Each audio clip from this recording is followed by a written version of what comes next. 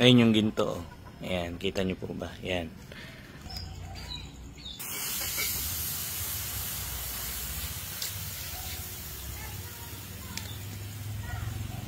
May nagbigay po sa akin ng bato. Katutubong Aita po nagbigay. Ang edad po niya ay 92 years old.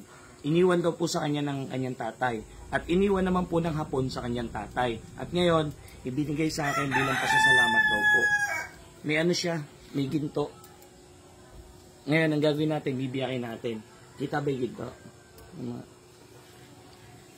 Yan. Ang gagawin natin, bibiyakin natin.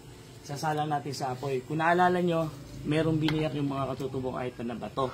Ang ginawa nila, pinainitan sa apoy, tapos sa kabiniyak. Ngayon, ganun din gagawin natin. Iinit natin sa bato. Iinit natin sa bato. Iano natin sa apoy, para ano. Ayun, ayun yung ginto. Ayun yung ginto. Ayan, kita nyo po ba? Ayan. Mamaya, gagawin natin, pagka yan ay mainit na, bubuhusan natin ng malamig na tubig para mabitak siya. Para malaman natin kung ano talaga ang laman ng bato na yan. Baka mamaya na-scam ako eh. Ayan o, kitang-kita, di ba? Kailangan daw po coke ang gamitin pambuhos sa bato. Ayan. Coke. Lamig.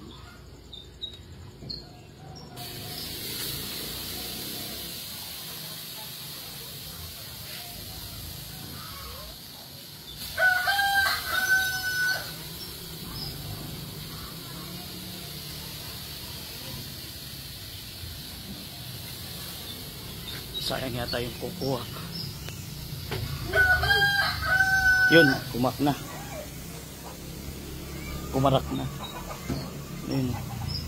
Ayun, nagcrack na. Buksan natin yan.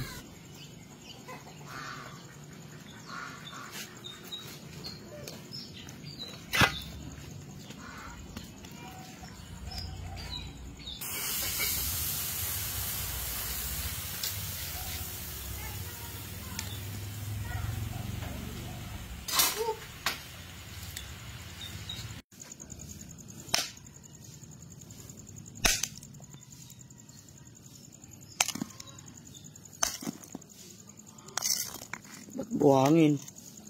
Buhangin yung nasa loob.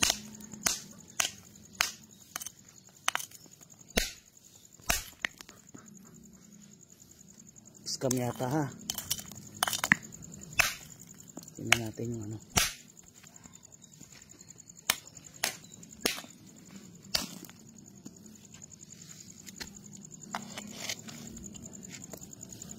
Parang buhangin yung nasa loob.